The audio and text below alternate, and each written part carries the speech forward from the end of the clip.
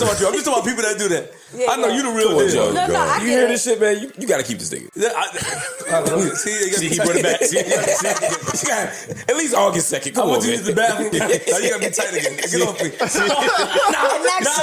An extra month. Right, give me extra month. Come on, Mark, turn it up now. You turn it up now. Come on, Mark. Oh, shit. I'm not letting him leave. I mean, it's going to cut into somebody's pay, but... Please. Don't start that. See, start trying to leave me alone. Yo, listen up. Cause the tension on this couch? Man, it's insane. Flip barely opens his mouth, right? But every single time he does, it ain't casual. It's personal, targeted, straight at somebody else on that couch. And you know the second that happens, the whole room shifts. Cameras catch it, the audience leans in, and suddenly, everybody watching is like, wait, what's about to explode next? See, while everyone's cracking jokes at Sasha, Flip jumps in, pressing on her numbers, her consent, her direction, like he's pointing out what's missing in her whole vibe. And yeah, some of those jokes fly over her head, but the energy? It's combustible. Meanwhile, Mark? Man, he's sitting back, sliding in these little jabs at Flip, testing him, poking at his buttons, quietly showing everybody who's really running the room. Flip steps back, and for a second, you think, wait, did he even contribute? But when he does, it's like lightning hits, attention snaps to him, and suddenly, all hell breaks loose. And don't get it twisted, this isn't just playful banter. This is chess disguised as comedy. Mark is low-key edging people out, controlling airtime, making sure the spotlight dances where he wants it. Flip's reactions? They're caught between loyalty, ego, and the subtle reminders that he ain't running this ship. Joe's tossing hints about rotations, pay cuts, and new hires, and the tension is suffocating. By the time this hook lands, you're hooked, you feel the drama, the stakes, the silent war behind every joke and comment. Every glance, every pause, every subtle shift in tone screams one thing. This couch is a battlefield, and nobody's safe. So now the scene is set, and the tension is thicker than ever. Flip just threw his first jab, and you can feel the ripple hitting the room. Every eye subtly shifts, and the energy starts bouncing like it's about to spark a full-on flame. But here's the thing, you notice it immediately. Flip doesn't always speak up, and when he does, it's calculated chaos. It's those rare moments that stick because they're personal, sharp, and aimed to disrupt. And you know exactly why the audience leans in. They've been waiting for a moment like this, and Flip delivered. Meanwhile, Marc Lamont Hill is sitting there like a shadow general.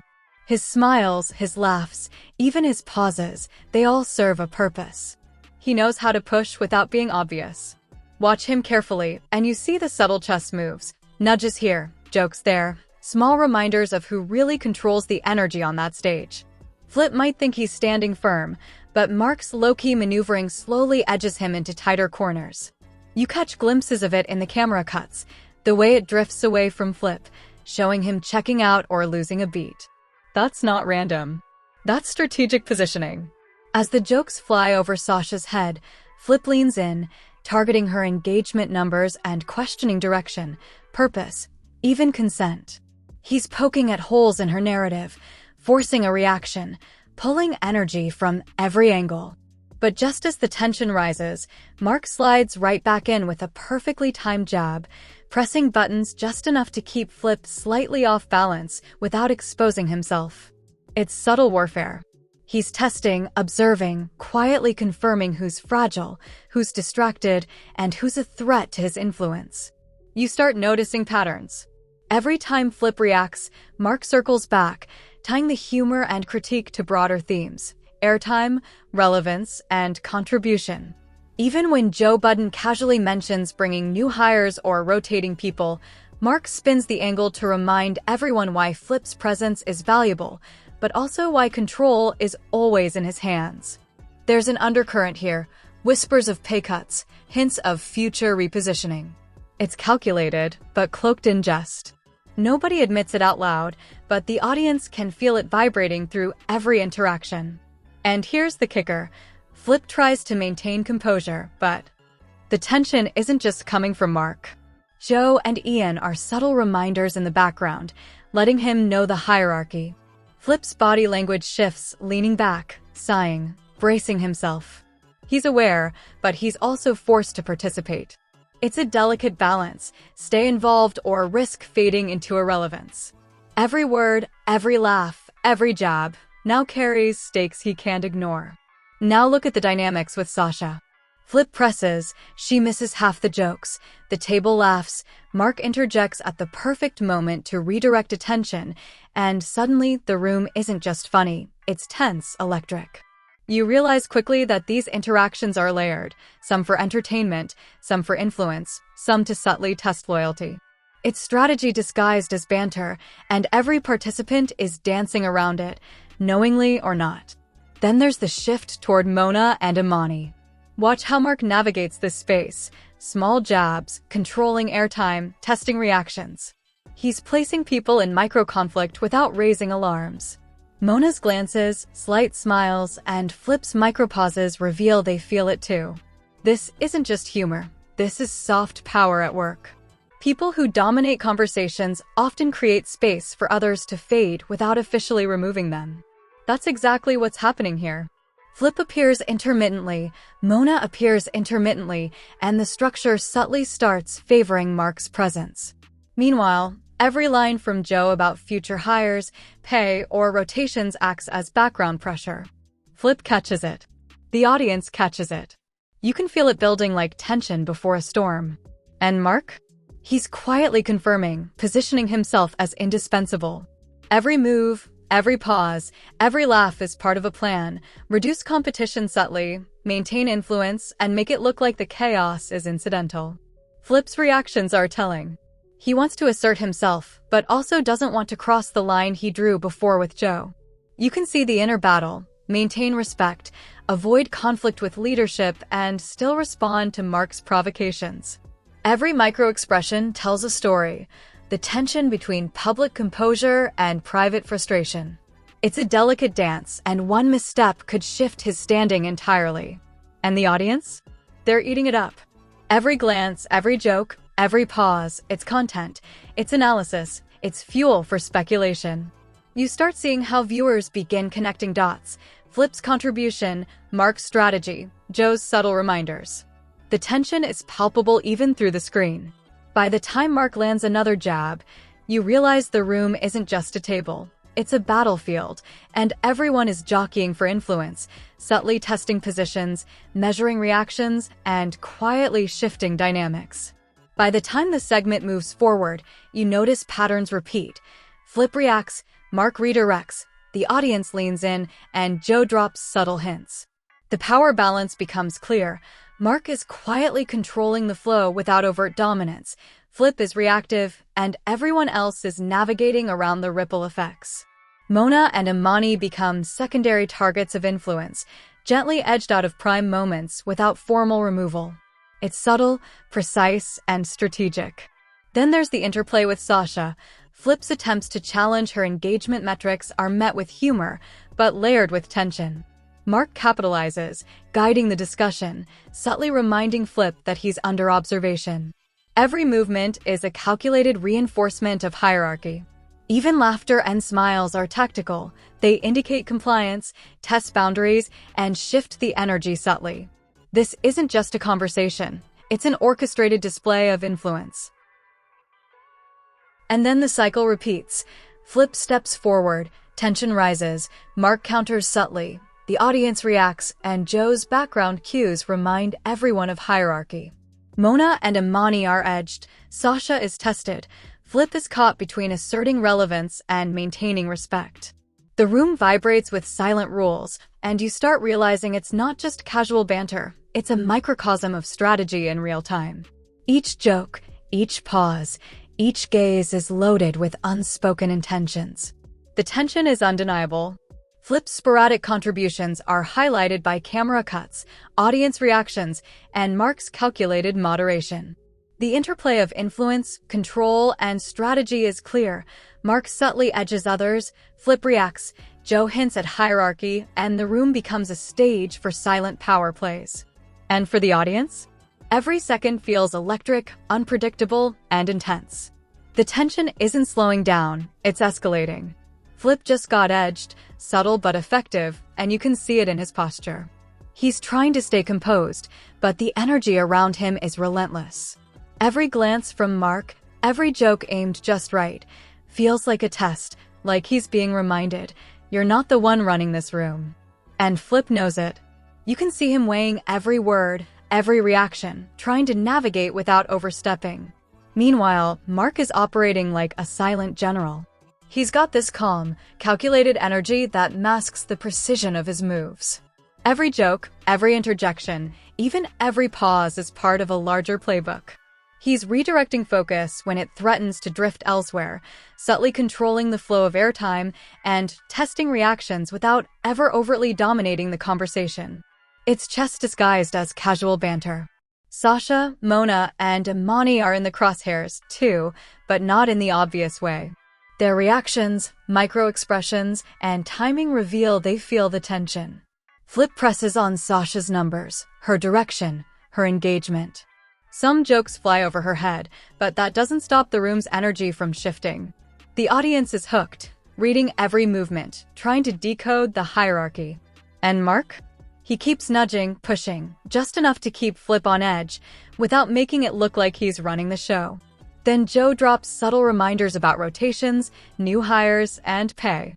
It's not overt pressure, but you can feel it in Flip's reactions. He's aware that his standing isn't as secure as he might have assumed. Every move now has stakes. Every word counts. Marc picks up on it immediately, sliding comments that reinforce his influence, tying Flip's performance to the bigger picture of the show. It's silent strategy in motion. The camera doesn't lie. When Flip checks out for a moment, the cuts make it obvious. Marc uses that too. His timing ensures the spotlight lands where he wants, not where Flip wants. Mona notices the subtle jabs, and you can see the tension building in her face. This isn't chaos, it's careful orchestration. People are being edged out without anyone officially saying a word. Now, let's talk strategy. Flip reacts publicly, but Marc controls subtly. The audience may think it's just humor or playful tension, but the deeper game is clear. Reduce competition quietly, maintain influence, and make it look like the chaos is incidental. Flip's reactions are measured, but reveal his awareness of hierarchy. He's trying to assert himself without crossing lines with Joe. Every glance, every sigh, every pause tells a story. Sasha gets pressed about engagement numbers. Flip tries to challenge, Marc redirects. Mona and Imani are subtly edged out. Every interaction reveals the silent rules of the room.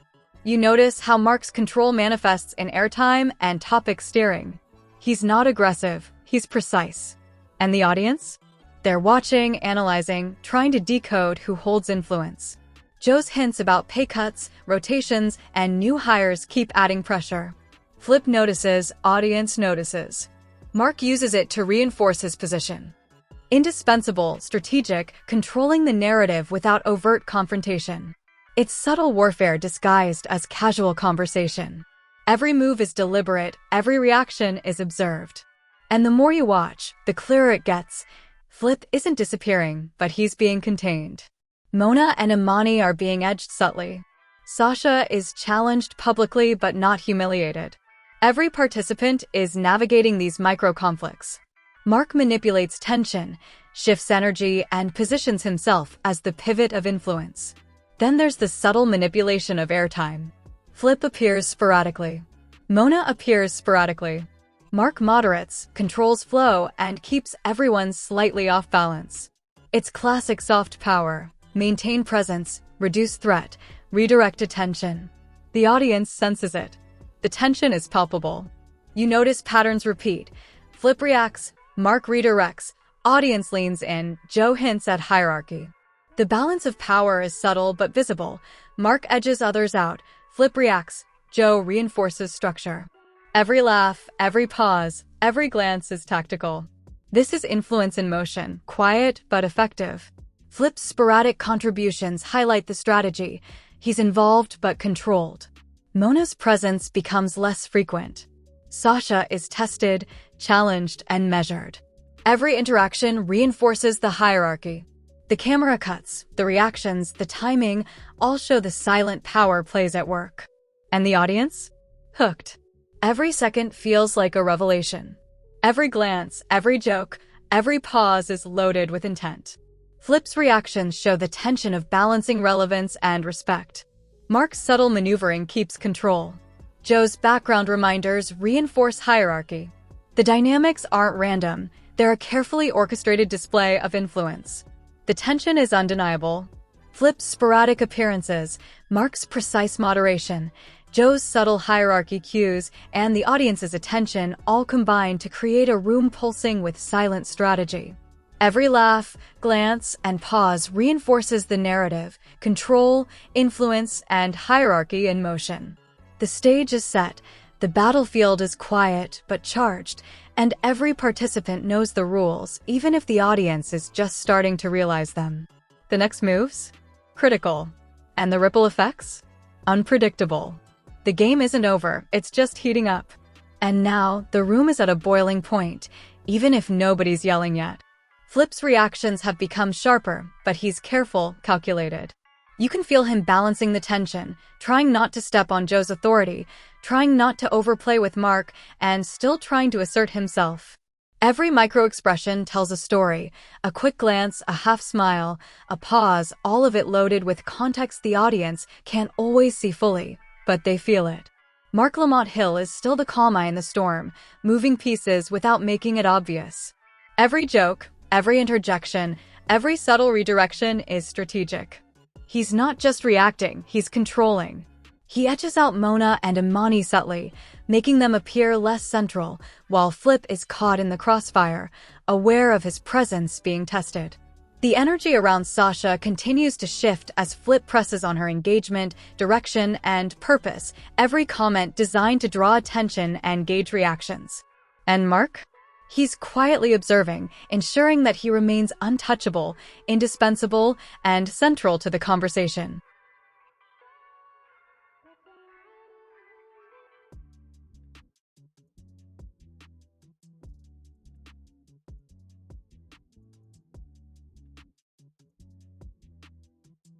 Joe Budden drops another hint about new hires, rotations, and pay cuts. You can see Flip's internal gears turning. Who will be affected? How does this impact my position? Every word from Joe is layered with potential consequence. Meanwhile, Marc slides in perfectly timed comments that redirect focus, subtly reminding Flip and others who's really running the stage. His control is almost invisible, but undeniable. The subtle edge against Mona and Imani continues. They appear less frequently, gradually move towards side content or Patreon episodes. Flip remains on the main stage, but his airtime is measured. Marc's strategy is working: maintain dominance without overt confrontation, and influence the flow quietly but effectively. The audience may be noticing the tension, the microdynamics, but the full scope of Marc's strategy is just beginning to reveal itself. Now the focus shifts to Melissa Ford and Dr. Melissa Val. Marc's previous history and silent tensions with them inform his moves.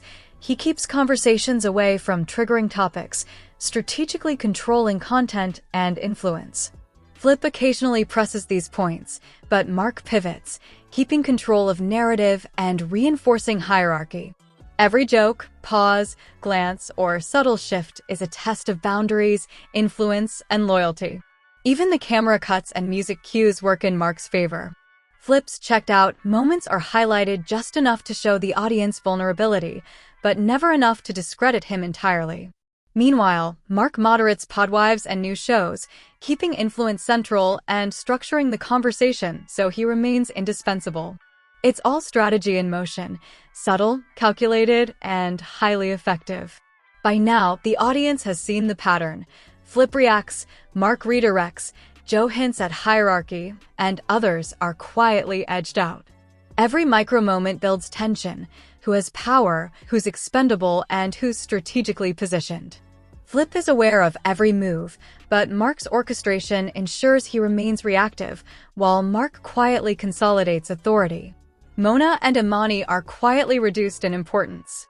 Sasha is challenged, tested, and occasionally embarrassed, but only enough to maintain tension without chaos. The overall pattern is undeniable.